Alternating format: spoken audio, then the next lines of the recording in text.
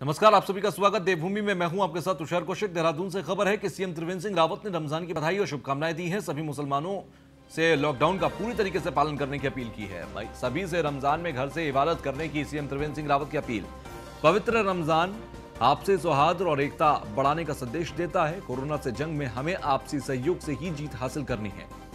त्रिवेंद्र सिंह रावत की तरफ से इस बात को कहते हुए आज बधाई दी गई, मुबारकबाद दी गई है। रमजान का पाक महीना आज से शुरू हुआ है और इसीलिए सीएम त्रिवेंद्र सिंह रावत ने यह ट्वीट भी किया, साथ ही साथ वीडियो जारी कर सभी को शुभकामनाएं दी, मुबारकबाद दी। सीएम त्रिवेंद्र सिंह रावत ने साथ ही साथ ये अपील भी की है कि सभी मुस्लिम भाई अपने घरों में रहकर ही रमजान के पाक महीने को मनाएं। मुकद्दस के इस महीने को घरों में रहकर इबादत करें, दुआ करें कि ये जो संकट इस वक्त देश के आगे है वो संकट जल्द से जल्द टल जाए।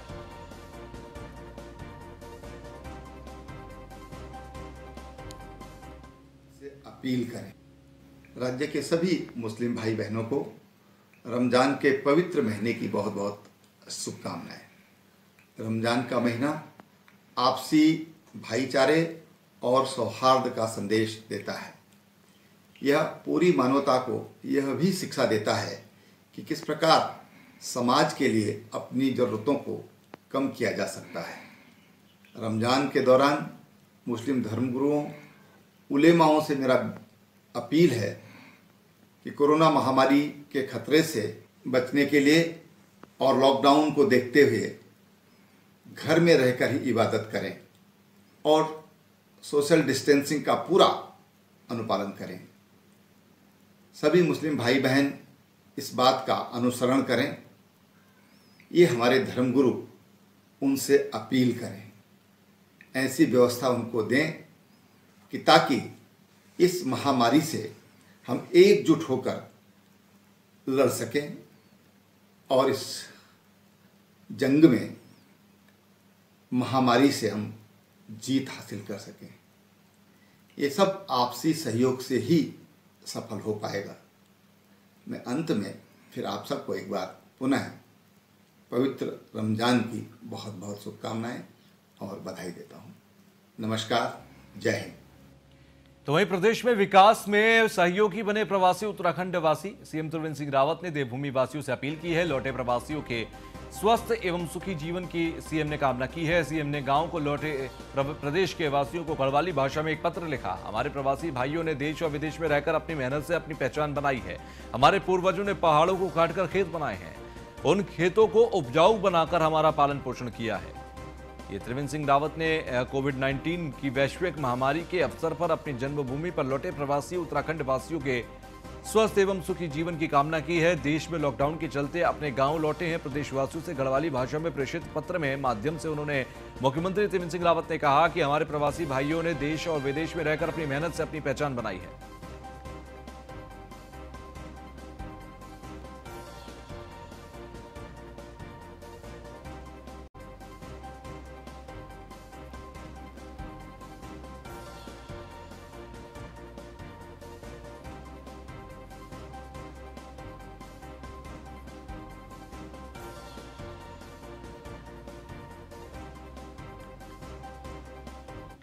खबर देहरादून से, जहां पर मुख्यमंत्री राहत कोष में अब ऑनलाइन भी दान दिया जा सकेगा। मुख्यमंत्री राहत कोष की वेबसाइट का लोकार्पण हुआ। राहत कोष की वेबसाइट cmrf.uk.gov.in पर का लोकार्पण किया गया। दानदाता घर बैठे ही ऑनलाइन अपना योगदान दे सकते हैं। तो मुख्यमंत्री राहत कोष के लिए वेबसाइट का लोकार्पण हुआ और cmrf.uk.gov.in का लोकार्पण किया गया। इस वेबसाइट पर जाकर आप डोनेशन दे सकते हैं। सरकार को सीधे डोनेशन आप दे सकते हैं। दानदाता जो घर में बैठे इस बात की इच्छा रखते हैं कि सरकार की सहायता करनी चाहिए, वो डोनेशन दे सकते हैं, चाहे वो 1 रुपए का हो या 1 करोड़ रुपए का।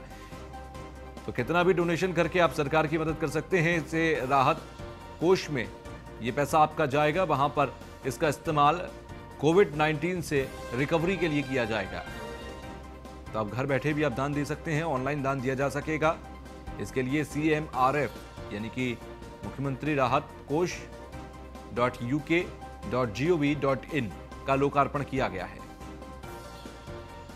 तो सीएम रिलीफ फंड में आप अपना डोनेशन दे सकते हैं और ऑनलाइन अपना आप डोनेशन दे सकते हैं। रेजिडेंट एडिटर फहीम तना हमारे साथ जुड़ गए हैं। फहीम, कोविड-19 से रिकवरी के लिए सरकार को फंड की जरूरत पड़ेगी और यही वजह है कि अब एक ऑनलाइन पोर्टल दिया गया है कि यहां पर जाकर आप डोनेशन कर सकते हैं। कितना ये लोगों को जागरूक करेगा और कितने लोग जागरूक भी हैं डोनेशन को लेकर? देखिए तुषार, असल में हो क्या रहा था कि पिछले कुछ समय से मुख्यमंत्री राहत कोष में जो लोग सहयोग राशि या दान दे रहे हैं, वो उनमें संस्थाएं भी हैं, व्यक्तिगत तौर भी हैं, ऑफिसर्स की जो एसोसिएशन हैं वो भी हैं। लेकिन हम देख रहे थे कि लोग चेक लेकर के सीधे मुख्यमंत्री से जाकर के मिल रहे थे। तो अब वो भीड़, अब दिनों दिन वो लगातार लोगों की तादाद थी दिन भर में आने वालों की, वो बढ़ रही थी। तो लिहाजा ये इसका एक रास्ता निकाला गया है कि घर बैठे ऑनलाइन ही पेमेंट जमा कर सकते हैं, वो अपना ट्रांसफर कर सकते हैं अकाउंट टू अकाउंट।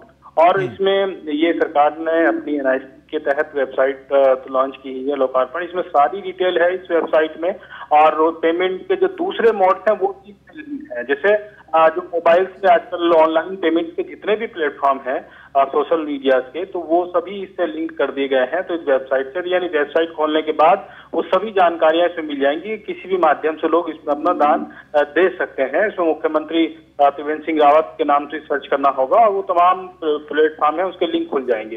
तो ये फैसिलिटी दी है, उससे दो फायदे होंगे। एक तो ये कि जो अगर किसी का छोटा छोटा सहयोग राशि भी है, वो भी अपने मोबाइल से उसको ट्रांसफर कर सकता है अकाउंट में, जो मुख्यमंत्री आवास तक पहुंचने में जिसको थोड़ा सा महसूस कर रहे थे। और दूसरी बात ये कि जो भीड़ लग रही थी लोगों की, CM से मिलकर ही चेक सौंप रहे थे, वो भी अब कम होगी। तो दोनों सोशल डिस्टेंसिंग का भी इसमें फायदा मिलेगा और लोगों को घर बैठे ही बिना ज्यादा भागदौड़ किए हुए घर बैठे दान करने की एक सहूलियत मिल जाएगी। जी तुषार, साथ ही साथ अगर देखें मुख्यमंत्री राहत कोष की में लगातार जो तस्वीरें और खबरें सामने आ रही थी, लगातार डोनेशन दिया जा रहा था।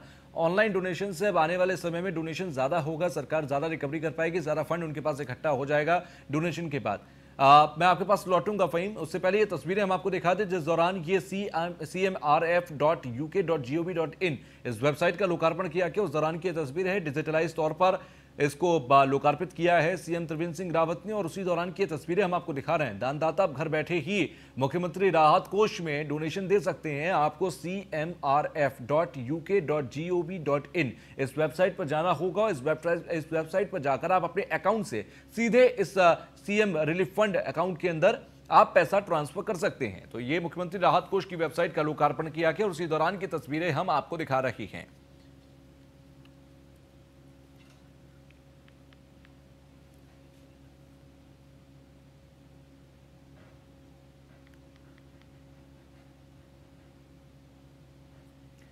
तो वहीं पूर्व CM हेमवती नंदन बहुगुणा की जयंती है आज, और मुख्यमंत्री त्रिवेंद्र सिंह रावत ने HN बहुगुणा को श्रद्धांजलि दी है। CM त्रिवेंद्र सिंह रावत ने सोशल मीडिया अकाउंट पर व्यक्त किए अपने विचार, और हिमालय पुत्र हेमवती नंदन बहुगुणा एक ओजस्वी वक्ता और प्रखर राजनेता थे, CM की तरफ से कहा गया। तो हिमालय पुत्र स्वर्गीय हेमवती नंदन बहुगुणा की आज 101वीं जयंती है और इस मौके पर उनको श्रद्धांजलि आज CM त्रिवेंद्र सिंह रावत ने दी। उन्होंने कहा कि हिमालय पुत्र और ओजस्वी वक्ता और प्रखर राजनेता थे हेमवती नंदन बहुगुणा, और आज उनके जयंती के मौके पर उन्हें श्रद्धांजलि CM त्रिवेंद्र सिंह रावत ने दी।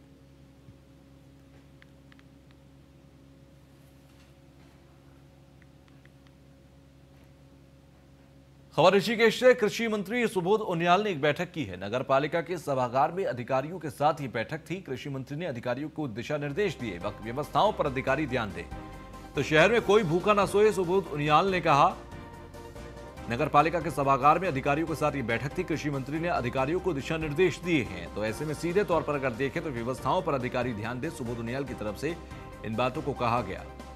शहर में कोई भी भूखा न सोए, साथ ही साथ सभी के लिए खाने की व्यवस्था हो। लॉकडाउन के दौरान ऐसा ना हो कि किसी के पास खाने के लिए राशन या फिर भोजन ना हो। ऐसे में प्रशासन इस बात की पुष्टि करे, इस बात को तय करे कि सभी के पास खाने के लिए पर्याप्त राशन भी हो, और अगर राशन नहीं है तो उस तक खाना पहुंचे, कोई भी भूखा ना सोए।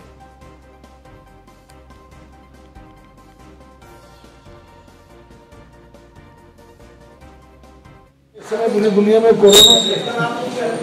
कोरोना की व्यवस्थाओं को देखने के लिए जगह व्यवस्थाएं और इस तरह की अभियान को लेकर के, सैनिटाइजर्स को लेकर के, मास्क को लेकर के कोई समस्या न रहे और कानून व्यवस्था भी शरारतियों पर लगातार नजर रहे। अफवाह फैलाने वालों को किसी भी कीमत पर बर्दाश्त न किया जाए। ये तमाम लोगों जिस तरह से किसानों को जो पिछले समय में परेशानी जो यहाँ पर सेंटर बनाए गए तो सेंटर में कितना 31 लोग दुल्हन के सेंटर में और एक आदमी उन्होंने के सेंटर में रह गया, बाकी सभी लोग भेजे जा चुके हैं। कोरोना टाइम लोगों को वापस भेज दिया गया। तो आज मैंने अपनी एक विधायक के तौर पर जो मेरी जिम्मेदारियाँ अपनी विधानसभा की तीनों नगर पालिका अध्यक्षों SDM और तीनों तहसीलों के, एक में SDM और दोनों तहसीलदार और पुलिस के CO लेकर के सबकी ASP अमेठी थे, सभी संबंधित थानेदार, इन सबको लेकर के नगर में अमेठी में बैठक की और व्यवस्थाओं का जायजा लिया और किस तरह से हम किस लोगों को अवेयर करा के इस महामारी से जीत सकते हैं, उसके लिए सबका प्रयास करने की आवश्यकता है। तो वही हरिद्वार में शारदा पीठाधीश्वर जगत गुरु शंकराचार्य स्वामी स्वरूपानंद सरस्वती ने बद्रीनाथ मंदिर के कपाट खोलने की तिथियों में परिवर्तन को शास्त्र के विरुद्ध करार दिया। उन्होंने कहा कि ऐसा करना अनिष्टकारी और अशुभ सिद्ध होगा। महामारी के चलते देवी शक्तियों को प्रसन्न किया जाता है, नाराज नहीं। शंकराचार्य मठ से जारी बयान में जगत गुरु शंकराचार्य स्वामी स्वरूपानंद सरस्वती ने कहा कि बद्रीनाथ की प्रतिमा का स्पर्श केवल बाल ब्रह्मचारी ही कर सकता है, इसलिए ग्रस्त डिमरी स्वयं पूजा ना कर पूजा का थाल ब्रह्मचारी रावल को सौंपते हैं। ये जानकर आश्चर्य हुआ कि केरल से रावल के आने के बावजूद कपाट खोलने की तिथि बदल दी गई।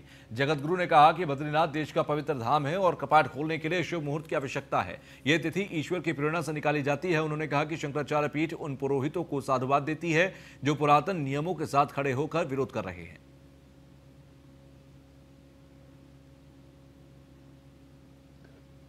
किया जा रहा है किसी बहाने। आपने एक तो रावण को बुलाने में ही विलम्ब किया और जब आप ये कहते हैं कोरोना से डरना नहीं चाहिए, यदि वो नहीं निकलता है तो उसकी शंका नहीं करनी चाहिए। जब आपने एक बार देख लिया कि उनके कोई ऐसा दूषण नहीं है तो आप 10 दिन के लिए क्यों रुक रहे हैं? और जो परंपरा है, जबकि भगवान शंकराचार्य की गद्दी के सामने जो प्रतिवर्ष होता है उसी समय ये निश्चय होता है कि कब पट खोलेंगे। तो जब पट खोलने का निर्णय आदि शंकराचार्य की गद्दी के सामने हो गया तो स्वाभाविक रूप से देवता वहाँ से हट जाएंगे जो शीतकाल में भगवान की पूजा करते हैं। तो वो तो हट गए और आपने जो निश्चय किया था उस काल तक आपने रावल से पूजन भी नहीं करवाया। खबर देहरादून से, जहां पर पालघर लिंचिंग मामले में सीबीआई जांच की मांग की गई। मंत्री सतपाल महाराज ने सीबीआई जांच की मांग की है। सतपाल महाराज ने लिंचिंग में साधुओं की जघन्य हत्या की निंदा की है। सतपाल महाराज ने मांग की कि इसकी सीबीआई जांच होकर दोषियों को सजा मिले। सतपाल महाराज की तरफ से यह बयान दिया गया और उन्होंने मांग की है कि सीबीआई जांच इसमें होनी चाहिए।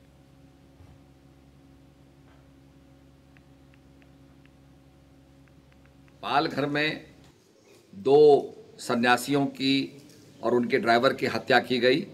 ये बहुत ही जघन्य अपराध है। मैं केंद्र सरकार से सीबीआई की जांच की मांग करता हूं और दोषियों को तत्काल दंडित किया जाए और ये सारे लोग जो इस क्राइम के अंदर, इस जघन्य अपराध में सम्मिलित हैं, उनको तत्काल दंड दिया जाए। तो सतपाल महाराज ने मांग की है कि तत्काल उन्हें सजा दी जाए, उन्हें दंड दिया जाए। जिस तरह से जघन्य हत्या कर दी गई 2 साधुओं की पालघर के अंदर लिंचिंग का मामला सामने आया था। दरअसल चोर की अफवाह को लेकर एक भीड़ आई और उन 2 साधुओं और एक ड्राइवर को लेकर इतनी बुरी तरह से मारा पीटा गया कि उनकी जान चली गई। फिलहाल इसी मामले में पूरे देश के अंदर सियासत भी गर्म रही और अब सतपाल महाराज की तरफ से यह कहा गया है कि पालघर लिंचिंग मामले में दोषियों को जल्द से जल्द कड़ी से कड़ी सजा दी जाए, उन्हें दंड दिया जाए। सीबीआई की जांच इसमें उन्होंने मांगी है क्योंकि पुलिस की संदिग्धता, पुलिस की लापरवाही इस पूरे मामले में सामने आई थी। लिंचिंग के दौरान पुलिसकर्मी वहां पर मौजूद था लेकिन वो खुद साइड जाकर खड़ा हो गया। यही वजह है कि महाराष्ट्र पुलिस पर फिलहाल भरोसा करने से ज्यादा बेहतर सीबीआई जांच की मांग की जा रही है। देहरादून से खबर है अब, जहां लॉकडाउन में कई संस्थाएं गरीबों की मदद कर रही हैं। राज विद्या केंद्र और यूथ पीस फाउंडेशन ने खाद्यान्न वितरण किया। मोत्रोवाला क्षेत्र में बड़ी तादाद में गरीब जरूरतमंदों की सहायता की गई। लॉकडाउन के नियमों का पालन करते हुए सोशल डिस्टेंसिंग बनाए रखी गई। राशन के किट में एक सामान्य परिवार का हफ्ते भर का राशन दिया गया। कोरोना संकट के कारण निर्धन लोगों को करना पड़ रहा है दिक्कतों का सामना।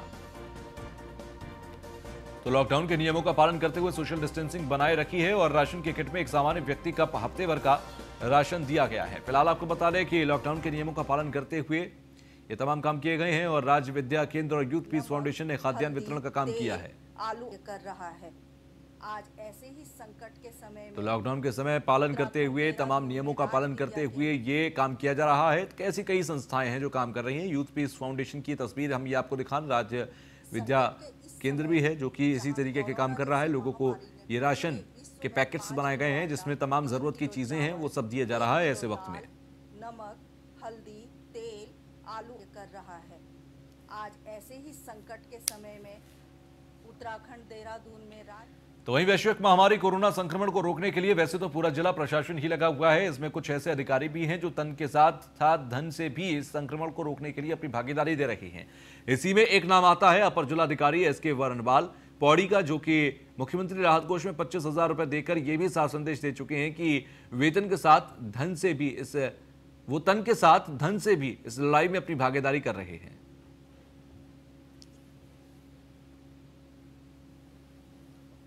वर्तमान में जो कोविड-19 की जो महामारी फैली हुई है, इसमें लगातार सरकार के द्वारा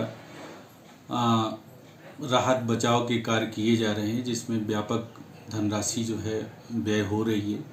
और इसी क्रम में सभी से अनुरोध किया गया है कि सीएम हेल्पलाइन, पीएम केयर्स, प्रधानमंत्री राहत कोष में जो है ज़्यादा से ज़्यादा धनराशि जो है अपना योगदान दें।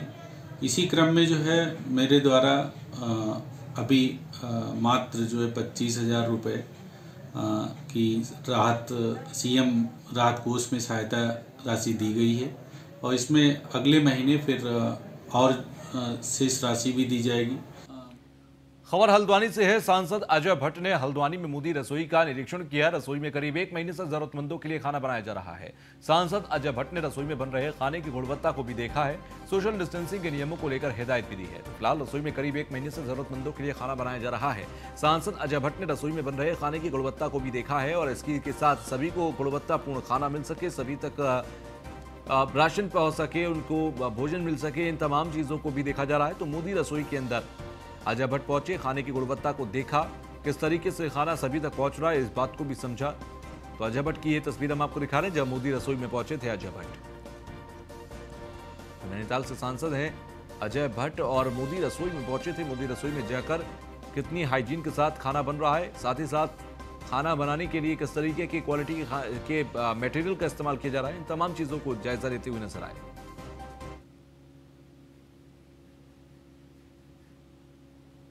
देखिए, मैं अपने पार्टी के कार्यकर्ताओं को नमन करता हूं कि वो बिल्कुल तन धन से इस समय काम कर रहे हैं। तन से, मन से, धन से, जिसके पास जो है वो वैसे काम कर रहे हैं और होना भी ये चाहिए। इस समय संकट काल है पूरे देश में। कई लोग इस समय एक किस्म से अपने को बिल्कुल समाज से कटा महसूस कर रहे हैं। ऐसे में हमारी पार्टी के कार्यकर्ताओं ने पूरे देश भर में बीड़ा उठाया है कि हर हालत में हम किसी को भूखा नहीं रहने देंगे और जिसकी जो ज़रूरतें हैं, अगर परिवार में 10 लोग भी हैं तो उनके खाने का प्रबंध करेंगे। जहां सूखा अनाज दे सकते हैं सूखा दे रहे हैं, जहां पका देना है वहां पका दे रहे हैं। अभी जैसे हल्द्वानी में मैं आया हूं, जैसे इस समय यहाँ पर आज के दिन में 1000 पैकेट की डिमांड है।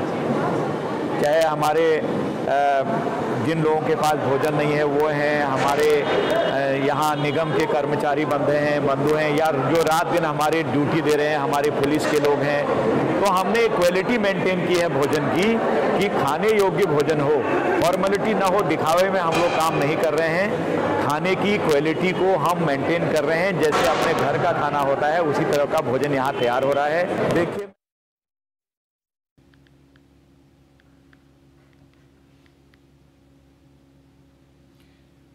खबर मसूरी से, जहां पर एसडीएम की कार्रवाई को लेकर लोगों में नाराजगी है। कांग्रेस और व्यापार मंडल आमने सामने आ गए हैं। व्यवसायियों के चालान कटने से कांग्रेस में आक्रोश देखा गया। कार्रवाई होने से व्यवसायी बुरी तरह से टूट रहे हैं, ये कांग्रेस ने कहा। व्यापार मंडल ने कांग्रेस पर मामले को लेकर राजनीति करने का आरोप लगा दिया। तो व्यापार मंडल और कांग्रेस आमने सामने है। व्यापारियों के चालान कटने को लेकर कांग्रेस ने यह कहा कि व्यापारियों की कमर वैसे ही टूटी हुई है और ऐसे में इस तरीके से चालान, फिलहाल इस बात को लेते हुए कांग्रेस और व्यापार मंडल आमने सामने। बिकॉज लोग सर अभी जम नहीं हो रहे, उनको परेशान भी हो रहे हैं। मेरे पास भी आए थे तो मैंने कहा था मैं कभी सर के पास मुझे आ ही रहा हूँ, एक बार पूछ लूँ। बहुत सर एक ज्ञापन था सर, इसमें हमारी दिन से हमने देखा कि हमारे एसडीएम साहब पूरे शहर का यह निरीक्षण कर रहे थे, सारी दुकानों का निरीक्षण कर रहे थे और उन्होंने इसी क्रम में 2-3 आपके व्यापारियों के चालान काटे।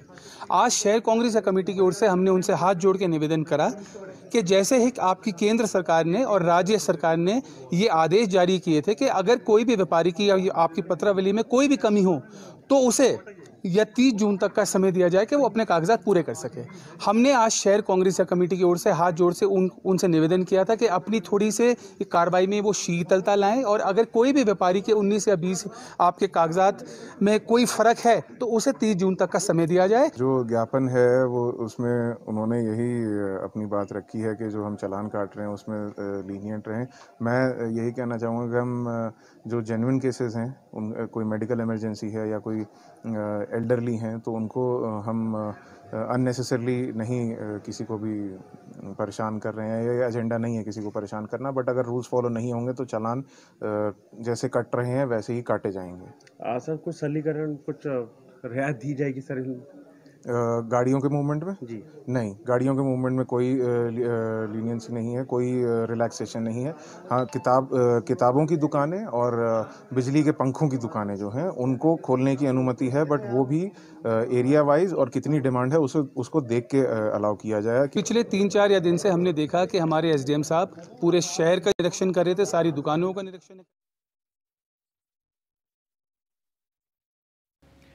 तो वहीं हल्द्वानी से खबर कि कामगार श्रमिकों की भूख हड़ताल है और क्वारंटाइन किए गए 25 कामगार श्रमिक भूख हड़ताल पर हैं। 25 लोगों ने घर जाने की जिद में भूख हड़ताल शुरू की। हड़ताल करने वाले लोग पीलीभीत, शाहजहांपुर, बरेली क्षेत्रों के बताए जा रहे हैं। तो ये तमाम श्रमिक हैं, कामगार हैं जो कि भूख हड़ताल पर चले गए हैं। फिलहाल 25 ऐसे हैं हल्द्वानी के अंदर। हड़ताल करने वाले ज्यादातर पीलीभीत, शाहजहांपुर और बरेली के बताए जा रहे हैं। भूख हड़ताल पर ये बैठे हैं, श्रमिक हैं, कामगार हैं। 25 से ज्यादा ये लोग हैं और घर जाने की जिद में ये भूख हड़ताल पर बैठ गए हैं।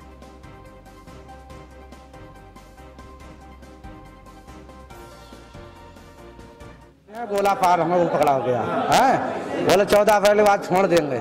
सारे लोग चले गए, यूपी वाले रह गए। हमने 2-3 एप्लीकेशन भी दे रखी खेती के बारे में। खेती हमारी बर्बाद हो रही है, कोई सुनवाई नहीं हो रही है। यहाँ पीलीभीत के रहने वाले हम, पीलीभीत, बरेली, शाहजहांपुर, लखीमपुर, सब यूपी के लोग हैं। खाना कब से नहीं खाया? खाना कल से नहीं खाया है। नहीं खाएंगे? नहीं खाएंगे, भूख हड़ताल करेंगे। भूख हड़ताल करेंगे। कहाँ काम करते थे? हम रानी खेत करते थे, खेती चक्कर में घर आए वहाँ से 29 तारीख में, और गोला पार पकड़ लिया गया हमें। बात आपकी रख रहे हैं, लेकिन खाना खा लीजिए आप। अरे खाना कब तक खाया? आज 25 दिन हो गए। घर पे छोड़ा जाए बस, 25 दिन हो गए। यहाँ पे फसल सब बर्बाद हो रही। मम्मी वहाँ बीमार हो गई, अकेले पापा नहीं काट पा रहे हैं फसल।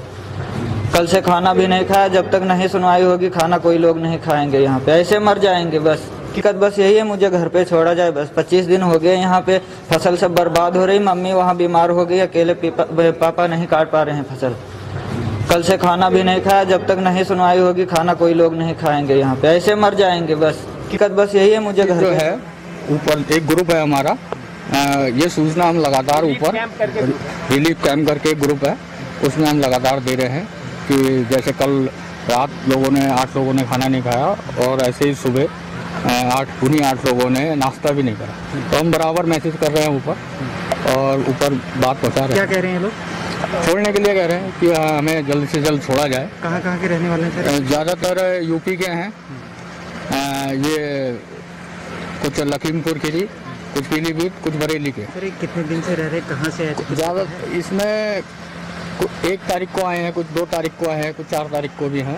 लगभग ज़्यादातर लोगों को हो चुके हैं। लगभग कितने लोग हैं लोग? इस वक्त तो टोटल 44 हैं। तो देवभूमि में फिलहाल के लिए बस इतना ही। आगे भी खबरों का सिलसिला जारी रहेगा। देखते रहिए न्यूज़ 1 इंडिया। हम मैसेज